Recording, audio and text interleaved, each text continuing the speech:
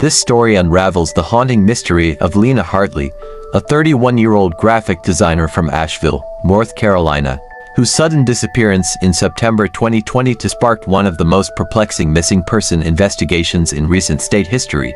Lena was known for her quiet resilience, a woman with few enemies and many acquaintances. She had a tight-knit circle of friends, an active online presence, and a well-documented career path.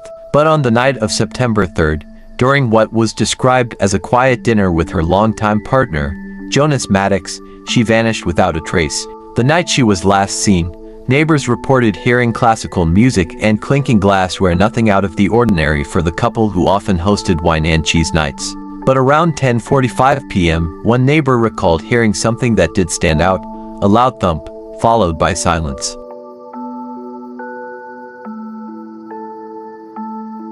Her phone stopped pinging cell towers. Her email remained unopened. The last activity on her social media was a selfie posted hours before the dinner, captioned, "One last breath of summer." The early investigation. Jonas, a former Marine and now a private security consultant, told police Lena had left the house in the middle of the night after an argument. He claimed she needed air. That responsibility fell to Lena's younger sister, Erica, who flew in from Vermont after 3 days of silence and called the Asheville Police Department herself. A welfare check revealed Lena's car still parked in the garage. Her phone, purse, and keys were on the kitchen counter. Her dog, Rufus, was locked in the laundry room, dehydrated but alive. Too clean. The kind of clean that speaks louder than a mess ever could. Digital silence and behavioral red flags. Investigators began combing through Lena's digital life. In a saved draft from August 30th, she wrote, "If anything ever happens, it won't be because I didn't try to leave." Jonas' background raised concerns. He had been discharged from the military under circumstances never made public. A court-sealed record hinted at prior allegations of domestic abuse, none of which had led to convictions. Lena's friends reported subtle changes in her behavior, canceled plans, quick exits from group chats, and odd bruises she attributed to bike accidents. One friend recalled a phone call in late August where Lena whispered, "I'm trying to get out, but he watches everything." Unusual clues and the hidden room. A second, more thorough search of the couple's home turned up something chilling. Behind a bookshelf in the basement was a small, soundproofed room, empty, save for a broken lamp and a strip of electrical tape on the wall. Jonas claimed it was a home studio. More damning was what they found inside the garage, a small burned barrel, charred with remnants of what appeared to be clothing.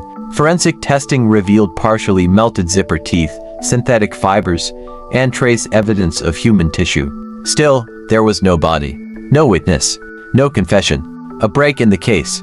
In early October, a hunter stumbled across a shallow grave 12 miles outside the city, in the Pisgah National Forest. Inside were partial remains, including dental fragments and a single charm bracelet, a match to one Lena was known to wear. It wasn't just the discovery of the remains that broke the case. It was the cell tower data. Records showed Jonas' phone had pinged a tower near the grave site at 4:17 a.m. on September 4th, the same window in which Lena vanished. It was his only visit to that area in months. The prosecution's case, though there was no confirmed cause of death, prosecutors built a timeline supported by digital forensics, witness statements, and behavioral profiling. The basement room, the unexplained blood, the burned barrel, the dog locked away, the 4 a.m. tower ping. Each thread wove into a story too precise to ignore.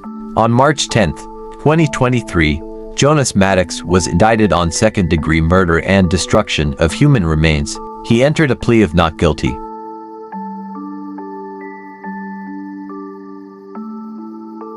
He confessed in court to manslaughter and obstruction of justice, admitting he panicked after Lena fell and hit her head during an argument. Forensic evidence suggested otherwise. Not just of domestic violence, but of the subtle, systemic failures that let it fester unnoticed. Her final email draft, recovered but never sent, contained just one line. He said, "No one would believe me. I hope he's wrong." Lena Hartley's case is now used in domestic abuse training seminars nationwide, cited as a chilling example of how abusers isolate, monitor, and manipulate their victims, and how victims often signal distress in quiet, almost invisible ways. Jonas Maddox is serving a 28-year sentence with no chance of parole until 2043. Her friends still keep her last Instagram post saved in their archives. A simple photo, sunlight on her face, and 5 words that now echo with heartbreaking clarity. One last breath of summer.